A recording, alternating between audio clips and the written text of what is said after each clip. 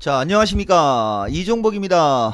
자, 오늘은 간만에 여러분들하고 실시간 방송, 실시간 스팟으로 주식시장이 상당히 중요한 변곡점에 있기 때문에 여러분들한테 제가 실시간으로 한번 얘기를 한번 해드려 보겠습니다. 잘 참고하시고, 제가 요새 유튜브 영상을 뜨면서 여러분들한테 항상 얘기한 거 있죠. 시간이 지금 1시 50분, 15분짜리, 한 15분에서 20분짜리 정도, 그쵸? 그 정도로다가 영상을 뜰 텐데, 우선 준비가 돼 있나 모르겠네. 여기 있네요. 이 내용과 결부시켜서 여러분들이 지금 영상을 시청하셔야 파워가 높아집니다. 이런 사람들이 전문가 방송을 들어야 된다. 이거 한 번씩 쭉 읽어보시고요. 처음 보는 분들이 있을 수 있으니까 요거 얘기해드리는 겁니다. 그리고 요 7월달 여러분 요게 상당히 중요하기 때문에 여러분들한테 실시간으로 제가 스팟으로 시황을 얘기하면서 이런 장에서 도대체 전문가 방송을 듣는 사람들은 어떻게 대응하는지, 그리고 진짜 공부가 어떤 공부인지를 지금부터 말씀드리도록 하겠습니다. 여러분, 이종복이가 어제 여러분들한테 오늘 시장은 이미 어제 유튜브에 실시간 스트리밍이라고 하죠, 여러분. 실시간 스트리밍을 해가지고 변곡점 주식시장 대응 전략 해가지고 이미 여러분들한테 3시간 동안 얘기했어요. 여기 유튜브 내 영상 보는 사람들, 다음부터는 꼭 그 얘기한 거, 그 알람 설정해가지고 제가 특별히 저런 방송을 하면은 여러분들도 많이 참여하면 도움이 많이 될 겁니다. 자, 우선 오늘 시장을 보면, 자, 주식시장이 좀 많이 흔들립니다. 근데 지수를 보면, 여러분, 지수를 보면 지금 지수는 선물지수 기준에 1피밖에 안 빠져요. 종합주가지수 여지없이 얼마 빠지죠, 여러분? 종합주가지수는 8.97포인트, 여러분, 그죠? 8.97포인트 하락합니다. 이런 것 때문에 시간이 오래 걸리는 거야. 이종복은 이런 거를 다 여러분들한테 보여주면서 방송을 하는 습관이 있습니다. 자, 나오죠? 초보자들. 지금 선물 지수 기준의 주식시장은 대략 7P 정도. 여러분, 선물 1P가. 이러면서 시간이 오래 걸리는 거예요. 근데 어차피 왜 여러분들이 혼자 하고 눈팅으로 하고 그런 게 위험하고 방송을 듣고 하라고 하는지 이유를 설명하는 거니까 내가 직접 다시 정확히 계산해 주겠습니다. 지금 종합주가지수가 얼마죠, 여러분? 지금 종합주가지수가 2117 나누기 선물이 얼마죠? 274.7 274.7은 7.7p. 여기 초보자분들, 그러니까 선물지수 1포인트에 종합주가지수는 7.7p가 움직이는 게 노멀하고 정상적인 것이다. 알겠어요? 근데 가끔 가다가 어떨 때 보면 종합주가지수는, 아니, 선물은 1p가 빠지는데 종합주가지수가 막 10포인트 이상 빠지고 막 그럴 때가 있어요. 그거는 선물의 흐름보다 지수가 더 많이 빠진다는 얘기죠. 그것은 뭔가 불안할 때, 혹은 누군가가 주식을 많이 팔 때, 시가총액 상위 종목들이 특별히 많이 약할 때는 그런 일이 벌어지는 거고, 또 어떨 때는 선물이 1P가 빠질 때 종합주가지수는 뭐 5P도 안 빠질 때가 있습니다. 그럴 때는 어떨 때 그렇죠? 시가총액 상위 종목들이 강하게 버틸 때 그런 일이 벌어지는 겁니다. 그치만 변곡점에서는 보다시피 어떤 특징이 있는 거냐면 하락 종목이 압도적으로 많은 게 특징인 거예요. 여러분, 그죠? 근데 지금 왜 하락 종목이 압도적으로 많을까요? 여러분, 바로 비정상적으로 상승한 종목들이 많기 때문에 그렇습니다. 자, 여기까지 이해됐죠? 내가 오늘 원맨쇼에 나가서 기본적으로 얘기할 게 있는데 이미 이 종목은 이런 일이 벌어질 걸 미리 예측했다라고 봐도 과언 아닙니다. 여기 보면은 최근 주식시장이 상승하고 하락할 때 여러분들한테 내가 계속 떴던 영상이 있어요. 대본이죠. 이 종목은 미리 만들어 놓습니다. 여기 보면은 극과 극 유사 흐름 지속, 오늘 아침에도 이미 그 증상이 나왔다는 겁니다. 6월 25일 아침 10시 타이밍에 보면 최근에 시장을 주도했던, 최근에 시장에서 급등했던 종목들이 우수수수수 쏟아지고 있죠. 여기 보면 여러분, 그죠?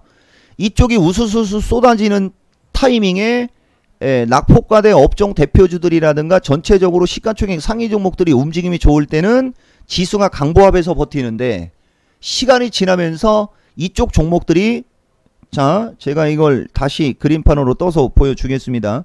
시간이 지나면서 저쪽 종목들이 낙폭이 심화되니까 이제 어떤 일이 벌어지느냐? 이런 일이 벌어지는 겁니다. 여러분, 아시겠습니까? 시간이 지나면서 약세폭이 더 깊어지죠? 이쪽이 약세폭이 깊어지니까 이제 그 밑으로도 따라서 무슨 매물이 나온다? 여러분, 지금은 바로 주식시장이 차익 매물과 경계 매물이 나오는 거예요. 여러분, 아시겠어요? 그래서 여러분들이 변곡점을 미리 예측하고 팔 주식들을 팔고 살 주식들을 사면 그게 변곡점 시장 전략이 되는 겁니다. 그리고 지금 부분에 관해서 내가 여러분들한테 지수에 관해서는 어제 실시간으로 방송을 못 들은 분들이 있으니까 내가 선을 그려드리면, 지금 주식시장은 딱 저항받을 위치에서 지금 저항받고 있는 겁니다. 여러분, 이렇게 같은 각도로 하락 채널을 이렇게 그려놓는 거예요. 여러분, 이렇게 채널들을 그려 놓으면 우리나라 주식시장을 보면 이 61선과 121선을 빨리 돌파를 했었어야 되는데, 이걸 돌파를 못하니까 어떻게 돼요? 당연히 경계감이 나오겠죠? 그래서 주식시장은 약세를 주는 겁니다. 다시 말하면 정상적인 흐름이라는 거죠. 여기 초보자분들, 아니면 이종복의 유튜브를 시청하는 분들, 아시겠습니까? 그리고 변곡점을 어떻게 잡는지 제가 이 얘기를 하기 전에 먼저, 자, 그 상태에서 어제 해외 선물하는 사람들, 자, 여기 보면 내가 어제 해외 선물은 포지션 플레이를 하거나 매수 포지션을 갖는 게 아니고 가급적이면 단기 대응을 하거나 하방 위주로, 저항에 올라오면은 매도 위주로 해외 시장을 보라고 그랬어요. 요게 야간장 필살기, 해외 시장 필살기. 여기 이토마토 사람들은 이 얘기를, 내가 이토마토 12년 중에 몇 년을 들었는지 아십니까? 여러분, 무려 7년. 알고 있습니까? 근데 내 유튜브를 처음 보는 분들은 지금 얘기는 되게 생소할 겁니다. 이종복이가 시장 전략과 이 선물 밴드는 진짜 슈퍼컴퓨터라는 거예요. 여러분. 근데 지금 보면, 자, 지금 주식시장이 흘러내리는 거 보면 아까까지는 해외 시장보다 우리나라가 강하게 버티고 있었는데, 이제 이 미국 시장이 임계치가 깨졌죠. 여러분, 7728이 이 미국 시장의 중심값이라고 내가 원맨쇼에서도 진짜 3번 이상 얘기해 줬을 겁니다.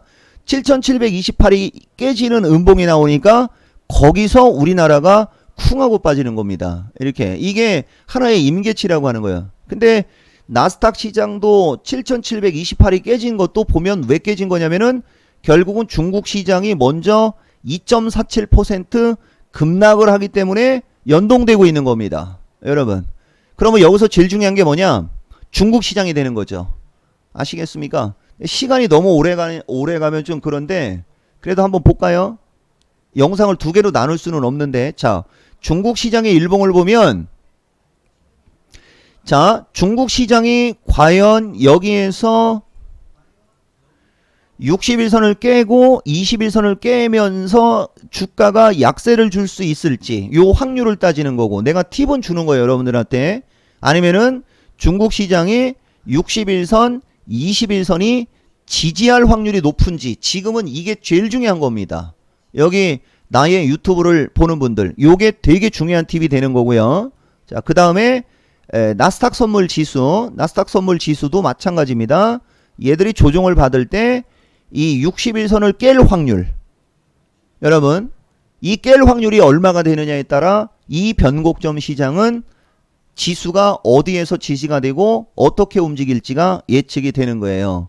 다만 내가 여러분들한테 단순히 저 해외 시장을 보지 않고, 여러분, 그러니까 해외 선물 필살기, 여기 유튜브 내 영상 보는 분들, 해외 시장 필살기를 보지 않고 단순히 지금 우리나라 시장에서 움직이는 것만 보면 갭을 메꾸는 정도의 수준. 여러분, 예, 갭을 메꾸는 정도의 수준까지는 흔들릴 수는 있으나 거기에서 바닥이 나오지 않겠냐 정도로 여러분들한테 예측을 해줄 수가 있고 무조건 갭을 안 메꿀 수도 있어요. 그것은 삼성전자, 하이닉스 필두의 낙폭과대 업종 대표주들과 그 다음에 지금 급락이 나오고 있는 5G 시스템 반도체들이 어떻게 움직이느냐가 그걸 결정할 겁니다. 그러니까 여러분들이 이 점을 잘 참고하시고요. 그 다음에 제약주의 약세가 코스닥 시장을 끌어내리는 요인이 되고 있는데 오늘도 내가 실전 매매 최고 수익일에서 한마디를 했는데 여러분 코스닥 시장하고 거래소 시장은 딱 봐도 차트와 추세가 다르죠. 그죠? 예. 그렇기 때문에 코스닥 시장은 지지 예측을 할 필요는 없지만은 그래도 한 가지를 얘기해 주면 지금 시점에서는 5G하고 여러분 5G하고 그 다음에 제약주 쪽은 여러분들이 조금 조심하셔야 됩니다. 아시겠어요 여러분? 언제까지?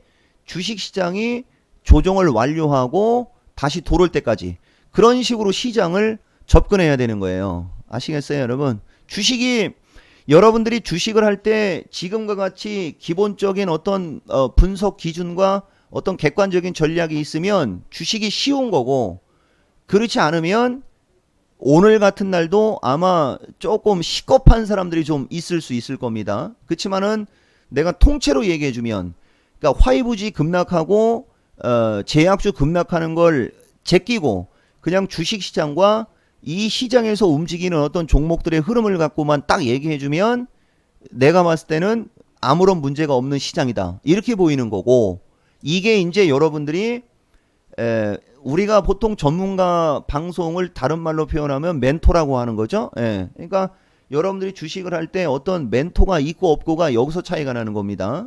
여러분 아시겠어요? 여기서 차이가 나는 거예요. 그러니까 원맨쇼도 마찬가지고 그 다음에 나는 오늘 원맨쇼 가면 그 얘기를 되게 부각시키겠죠. 그죠? 예. 그 다음에 이종복의 실전 매매 최고수 얘기를 최근에 한 일주일 정도 보면 이종복이가 여러분들한테 가장 강조했던 것 중에 5개 T라고 얘기했던 부분 여러분 풋옵션의 가격 그죠? 예, 풋옵션의 가격이 6만원 이상이 비싼 저 부분을 해소하기 위해서는 빨리 지수가 그죠? 세게 올라가든지 아니면 지수가 빠져야 된다고 그랬죠?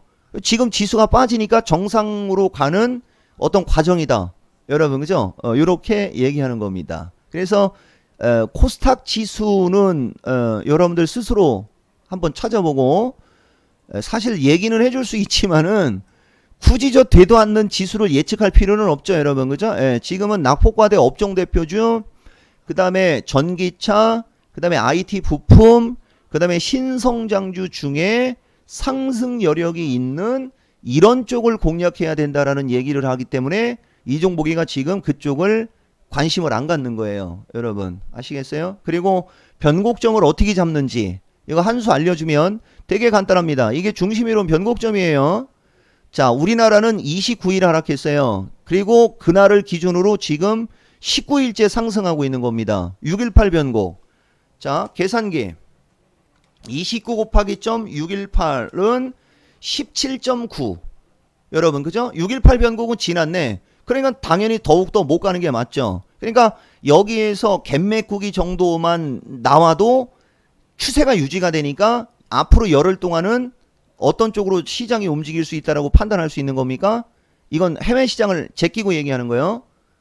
조정시 매수가 맞는 거예요. 그래서 여러분 이런 식으로 변곡점을 잡는 거고 그 다음 하나의 변곡점은 그날을 기준으로 1차 상승 마디가 열흘을 올라갔죠. 여기 보시면 이렇게 그죠? 예, 그날을 기준으로 열흘이 올라갔습니다. 그리고 이날을 기준으로 내일이 열흘이 되는 날 내일이 변곡점인데 그거에 앞서서 선조정을 받는다라고 할 수도 있는 거고요. 그 다음에 동기간으로 가면 그날부터 오늘이 열흘이 됐죠. 여러분 그죠? 10과 10이 만났죠? 그래서 이렇게 흔들림이 나오는 겁니다. 그러니까 만약에 오늘 주식시장이 5G하고 시스템 반도체 같은 애들이 또 올라갔으면 종목들이 이렇게는 안 움직였을 거라는 거죠. 근데 그쪽이 조정을 받잖아요. 그죠? 그러니까 최근 주식시장에서 시장을 주도했던 섹터가 5G, 그 다음에 시스템 반도체. 여기 시스템 반도체는 전부가 아니야, 여러분. 전부가 아닙니다. 바로 네페스, 뭐 텔레칩스 이런 쪽을 얘기하는 거예요. 여러분, 그죠? 이런 쪽이 지금 쭉 빠져버리니까 당연히 지금과 같은 일이 벌어지는 것이다. 그래서 지지와 저항, 그 다음에 변곡점은 이제 나머지 부분은 여러분들이 좀 잘 보고, 이제 단기적으로 여기 보면 갭매꾸기가 여기잖아요, 여러분. 그죠? 요게 갭매꾸기니까 이것은 해외 시장을 제끼고 얘기하는 겁니다. 여러분 아시겠어요? 그러니까 추세는 이렇게 만들어지고 있죠. 그 다음에 이것도 가볍게 얘기를 해야 되겠다. 자, 최저점과 최저점을 그으면 우리나라 시장이 빠질 수 있는 지수대가 여기. 근데 여기까지 빠지기보다는 이 추세를 유지하면서 움직일 확률이 높다라는 얘기를 해주는 겁니다. 이거 이종복의 유튜브 이거 동영상 시청한 사람들, 이종복이가 이거 이 그림 그려놓고 이렇게 해놓고 이렇게 그려놨던 그림 기억하십니까, 여러분? 그 밴드에서 움직이다가 지금 주도주가 꺾이니까 아랫단으로 내려오고 있다라는 거죠, 여러분. 그죠? 예, 그래서 중국 시장이 추가적인 폭락세가 안 나오고 미국 시장이 추가적인 폭락세가 안 나온다. 이거는 조건부가 아니고 중심이론 6대 필살기, 해외시장 필살기를 적용시키는 거예요, 여러분. 아시겠어요? 그러면은 요 지점이 단기 저점이 될 수가 있는 거예요. 여기가 여기까지 내려오는 게 아니고. 이해가 되십니까?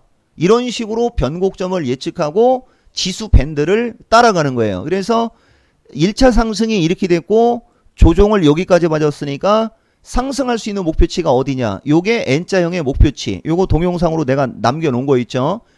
이것도 간단하게 계산할 수 있습니다. 여러분. 그러니까 주식시장이 29일 상승하고 19일 가까이 상승세가 유지가 됐다. 618 이상이 올라갔으니까. 보세요, 여러분. 지수도 292에서 260까지 대략 32p가 빠졌습니다. 그러면 곱하기 점 618을 하면 이게 목표치 분석법이요. 19.77. 이거만큼 260 부근에서 올라갈 수 있다라고 가정을 하면 279.77짜리가 나와요. 이거는 상징적인 의미가 280이 되는 거예요. 그래서 지금 주식시장은 아무리 못 가도 해외 시장의 어떤 상승폭, 그 다음에 전체적인 업종 대표주와 낙폭과대 업종 대표주의 흐름을 갖고 봤을 때는 280 정도는 가주는 시장이 맞은 건데 거기에 목전에 두고 차익 매물과 경계 매물이 나온다. 이렇게 시장을 바라보면 FM으로 똑 떨어지는 겁니다. 어때요, 여러분? 시원하죠? 무슨 얘기인지 못 알아듣는 사람들은 지금 시장은 조종받는 게 위험한 게 아니다라는 거. 대신 언제가 위험해지는 거냐? 미국 시장과 중국 시장이 61선, 21선을 깨는 그런 급락세가 나왔을 때가 이제 조금 거시기한 거고, 그렇지 않을 경우에는 여러분들이 최근에 급등한 5G나 저 하늘나라에 있는 시스템 반도체 같은 주식을 공략만 하지 않거나 그쪽에 물리지 않는다면 요 정도 하락은 괜찮다. 여러분 아시겠어요? 제약주는 예외. 요렇게 변곡점 시장 어떤 식으로 대응해야 될지 간단하게 맛보기로 설명을 드린 겁니다.